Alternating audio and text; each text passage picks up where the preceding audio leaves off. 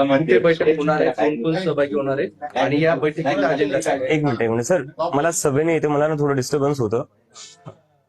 5 तारखेला जी बैठक बोलवली, या बैठकीला कोण कोण असणार आहे, काय अजेंडा असणार आहे आणि कुठे होणार आहे? बैठक इथंच माझ्या घरी होणार आहे 5 तारखेची, आणि त्यात आमचे स्पोक्सपर्सन्स येतील आणि अजून काही कोर टीम मेंबर्स येतील ज्यांनी आम्हाला प्रोटेस्ट मॅनेज करण्यात खूप मदत केली होती. आणि त्यामध्ये आम्ही डिस्कस करू की पुढे जे सीजेपीची मुव्हमेंट आहे ती पुढे कशी घेऊन जायची आणि आमचं जे संघटन आहे ते कसं बनवायचं. एक तक्रार करण्यात आलेली आहे तुमच्या वडिलांच्या संपत्तीबद्दल, त्यावर तुमचं काय? मला वाटतं तक्रार माझ्या एज्युकेशन क्वालिफिकेशनवर आहे की मी कसं बॉस्टनचा खर्च घेऊ शकलो, थोडं बॉस्टनचं शिक्षण घेऊ शकलो. त्यावर माझं असं म्हणणं आहे की मी माझं स्कॉलरशिप लेटर आणि एज्युकेशन लोनचं लेटर दाखवायला तयार आहे. पंतप्रधानांनी सुद्धा त्यांची डिग्री आहे ती दाखवावी, सार्वजनिक करावी.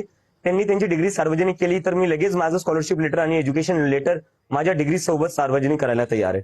पण आता हे घरापर्यंत येतं म्हणजे हे एवढा मोठा सामना करावा लागतो. नाही, येऊ द्या ना, घरापर्यंत येऊ द्या. जी चौकशी करायची आहे करून घ्या. आपल्याला माहिती या देशात आपण जेव्हा जेव्हा या सरकारच्या विरोधात बोलतो, मी काय पहिला व्यक्ती नाहीये ज्याच्यासोबत असं होतंय.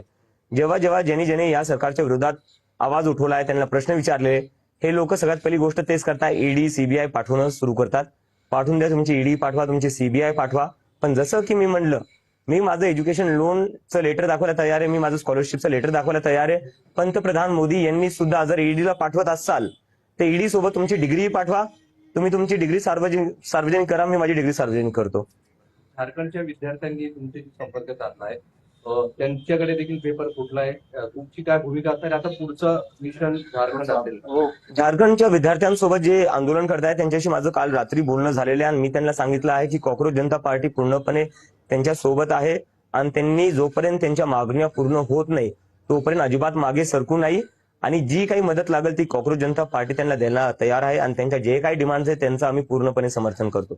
परवा तुमची कोर कमिटीची बैठक पार पडते संभाजीनगरमध्ये, काय नेमका त्याबाबतचा अजेंडा असणार आहे, काय भूमिका त्यानंतर घेणार? अजेंडा ठरवण्यासाठीच आम्ही ही कोर कमिटीची मीटिंग बोलवली आहे आणि तिथं आम्ही आमचं ऑर्गनायझेशन एक्सपान्शनवर डिस्कस करणार आहे आणि कॉक्रोच जनता पार्टी पुढे कोणते काय मुद्दे उचलू शकते, कशा प्रकारे पुढे जाऊ शकते देशभरात, त्यासाठी आम्ही ती मीटिंग बोलवलेली आहे. पक्षाचं रूपांतरण होण्यासंदर्भात या बैठकीमध्ये चर्चा होऊ शकते. आगामी काही काळात मला वाटतंय की मीडियाला सगळ्यात जास्त एक्साइटमेंट लागलेली आहे की आम्ही पॉलिटिकल पार्टी बनवावं.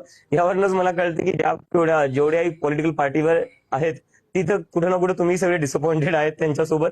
पण आमचं अजून असं काही इंटेन्शन नाहीये. आम्हाला एक पब्लिक मुव्हमेंटच ठेवायची आहे, कारण की देशात जी सध्या पॉलिटिक्सची सिच्युएशन आहे, काय करणार पॉलिटिकल पार्टी बनून तुम्ही जेव्हा वोट डिलीट करण्यात येतात.